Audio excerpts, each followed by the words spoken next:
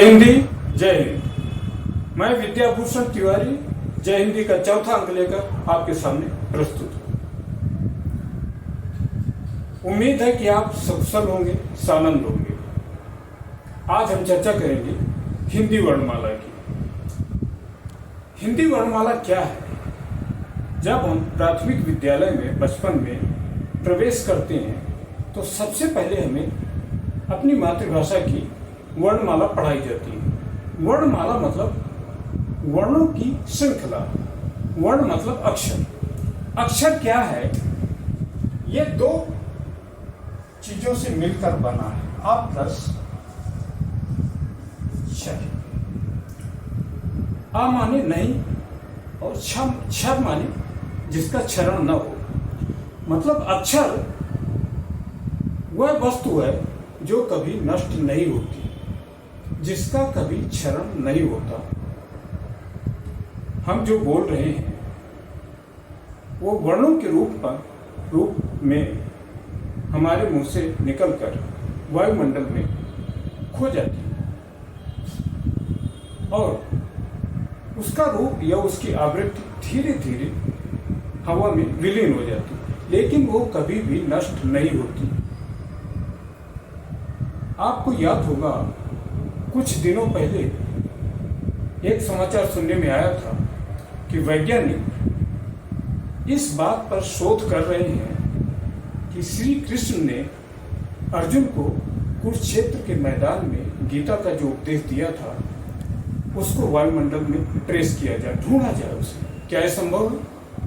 सुनने में तो यह साइंस फिक्शन की तरह लगता है, लेकिन अगर हम अक्षर के मूल में जाएं तो हमें लगता है कि इसकी संभावना बहुत ज़्यादा है, क्योंकि अक्षरों की आवृत्ति कम हो गई है। सुनाई नहीं पड़ते हो हमें, लेकिन वायुमंडल में वो हमेशा हैं, कभी नष्ट नहीं होते। तभी तो उनको अक्षर कहा गया।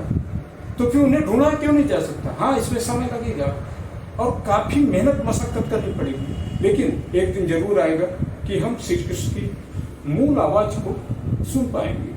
तो आज हम चर्चा करेंगे हिंदी वर्णमाला की। हिंदी वर्णमाला का जो विस्तार है वह का से लेकर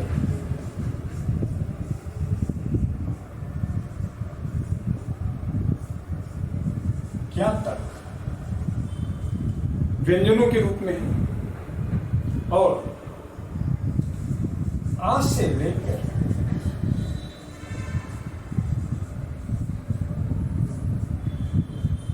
री तक स्वरों के रूप में। अगर हम और व्यापक रूप से समझने की कोशिश करें तो इसको यूं लिखा जा सकता है।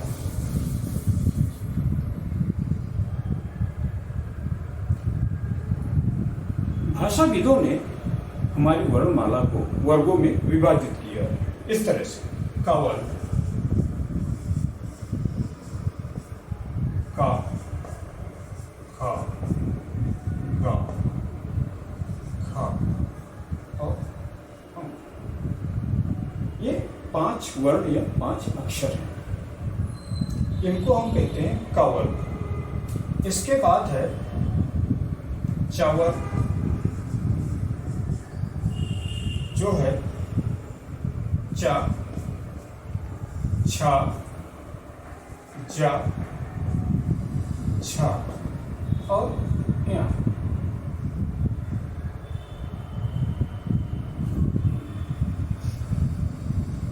इसके आगे चलेंगे तो आता है टावर, जो है टा, ठा, डा, ठा और ना। इसी तरह से फिर आ जाता है तावर,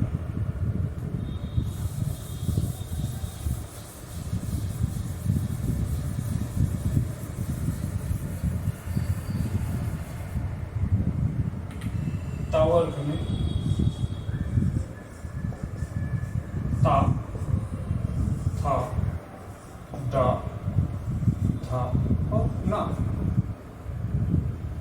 इसके बाद आता है पावर।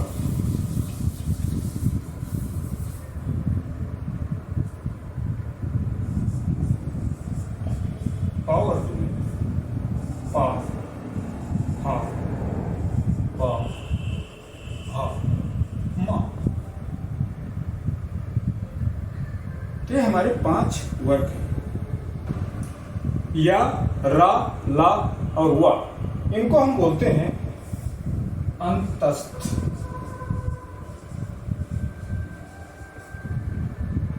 और इसके बाद जो अक्षर हैं सा, सा, सा, हा, इनको हम बोलते हैं ऊष्म। इस तरह से हा तक ये जो हमारे अक्षर हैं ये हो जाते हैं 36 अक्षर। इनकी कुल संख्या है 36।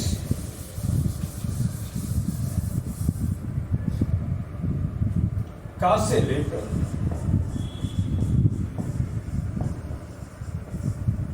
हा तक 36 अक्षर।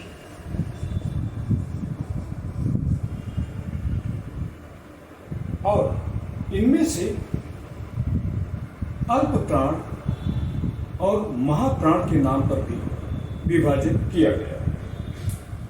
अल्प प्राण का मतलब है जिनके उच्चारण में ऑक्सीजन या हवा का प्रयोग कम होता है। महाप्राण का मतलब है जिनके उच्चारण में हवा का प्रयोग ज्यादा होता है या जिनके उच्चारण में हकार शामिल। उदाहरण के लिए देखें का, ये अल्प प्राण है क्योंकि इसके उच्चारण में हवा का ज्यादा इस्तेमाल नहीं होता। लेकिन जब हम बोलते हैं खा तो इसमें हवा का इस्तेमाल ज्यादा है और इसमें हकार भी है। इसी तरह से चा अल्प प्राण है, लेकिन जब बोलते हैं छा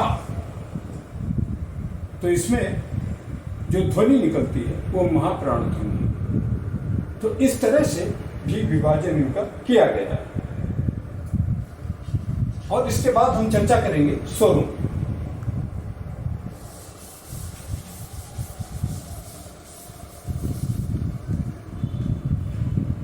स्वर हमारे आ से लेकर री तक कुल 11 है। आ से री,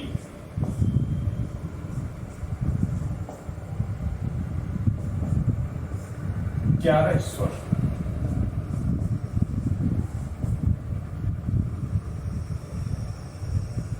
इसके बाद अंग और आह, इन्हें कहा गया है अनुस्वार और विसर्ग। ये स्वर और व्यंजन का मेल है। तो अगर इनको हम वर्णमाला के 36 व्यंजनों में जिनकी चर्चा हमने ऊपर की जोड़ दिया जाए तो ये हो जाते हैं कुल 13। तो 36 और 13 49 होगा। एक इसमें स्वर और शामिल है जिसको हम अनुनासिक बोलते हैं और उसका प्रतीक है चंद्रबिंदु।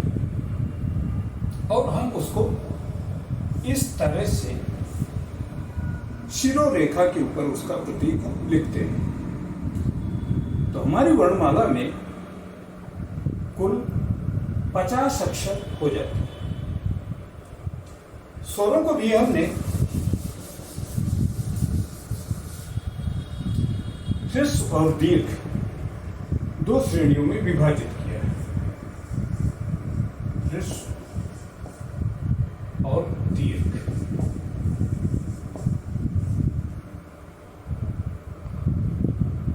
ह्रस्व वो है कि जिनके उच्चारण में ज्यादा प्रयास नहीं करना पड़ता, और दीर्घ वो है जिनका और ज्यादा प्रयास से और तेज आवाज में उच्चारण किया जाता है। उदाहरण के लिए देखें आ, ये ह्रस्व है लेकिन दीर्घ है, इसको कहेंगे आ। इसमें हमारा जो मुंह है वो ज्यादा खुलता है। इसी तरह से ई ह्रस्व है और ई दीर्घ है। तो इस तरह से इनको ह्रस्व और दीर्घ में विभाजित किया गया है। अब अगर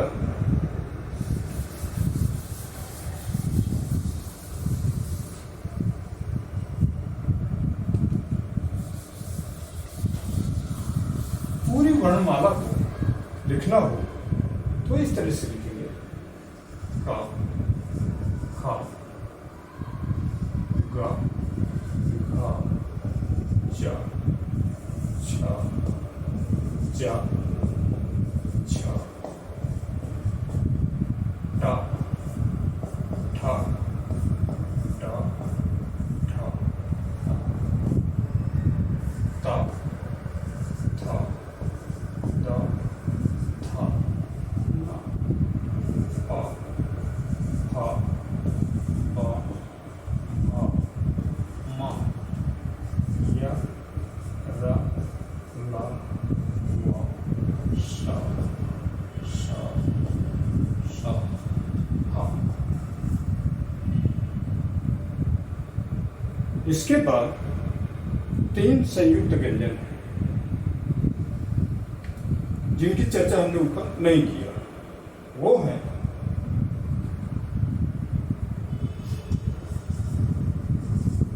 श, त्र, ये संयुक्त व्यंजन है। तो कुछ लोग इनको लिखना जरूरी नहीं समझते, इसलिए कि इन वर्णों में 2 व्यंजन शामिल है। आइए देखते हैं कि ये संयुक्त अक्षर किस तरह से है।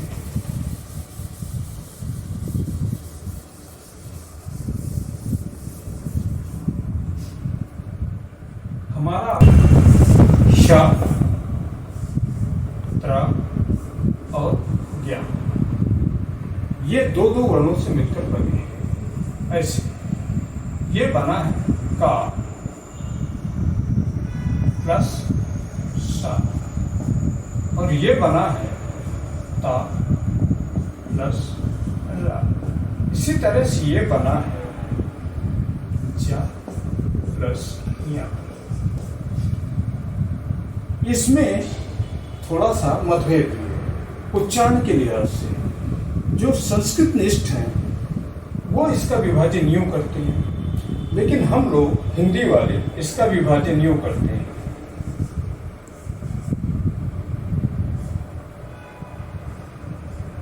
गा प्लस या। लेकिन और भी इसका सरलीकृत रूप है। कुछ लोग इसको यूं भी विभाजित करते हैं गा प्लस या।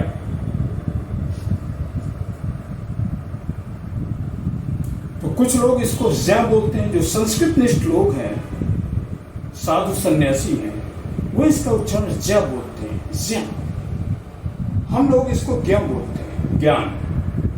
लेकिन बहुत से लोग इसको ज्ञा बोलते हैं, ज्ञानी। तो इसका जो उच्चारण है थोड़ा सा मुंडे मुंडे मतिर भिन्ना, मतलब अलग अलग लोगों में अलग अलग ढंग से किया जाता है। तो ये हमारी वर्णमाला जो है 50 अक्षरों से मिलकर बनी। लेकिन कुछ लोग ऐसा मानते हैं कि कुल अक्षर 49 है, क्योंकि इसका उच्चारण इसकी तरह से होता है। तो लोग सोचते हैं कि फिर इन दोनों में फर्क क्या है। हाँ, उच्चारण के हिसाब से देखा जाए तो इन दोनों में कोई फर्क नहीं है, लेकिन अस्तित्व में तो वो अभी। एक बात और बताऊं आपको,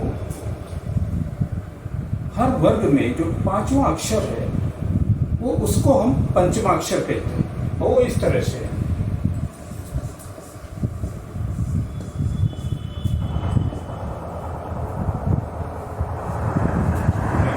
नहीं, यूं इसको ऐसा करो।